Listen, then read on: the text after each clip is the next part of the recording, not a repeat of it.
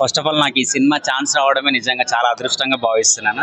ఎందుకంటే నేను ఒక యూట్యూబర్గా ఉండి సినిమా థియేటర్ వరకు రావడం నిజంగా నేను అసలు ఊహించలేదు. సో రియల్లీ మా ప్రొడ్యూసర్ గారికి హృదయపూర్వకంగా చాలా చాలా thank you so much sir.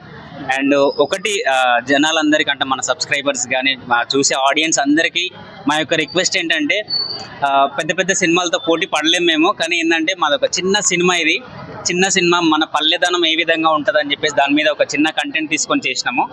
So మీరందరూ ఆదరించి ఇంకా థియేటర్స్ పెంచే విధంగా మీరు బ్లెస్సింగ్స్ ఇవ్వాలని మనస్ఫూర్తిగా కోరుకుంటున్నాం.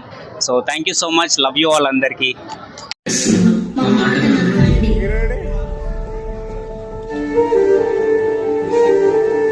పిల్లలు కూడా తనకు పెద్ద పెద్ద సూదులు తెప్పించుకుంటున్నారు. నీకు అది కూడా కదా? నాకు ఆ కర్మే పట్టలేదు. ఆ దేవుడు ఇచ్చినప్పుడే పిల్లల్ని కంటాడు. దేవుడి మీద భారం వేసి మడి కట్టుకుని కూర్చో. ఆయన నీ మూడు అట్టి పక్క సూపులు చూస్తాడు.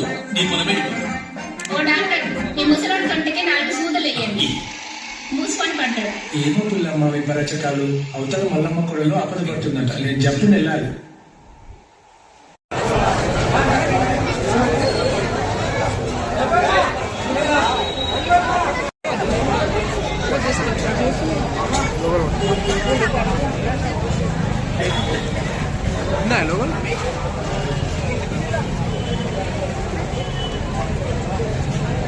Ay,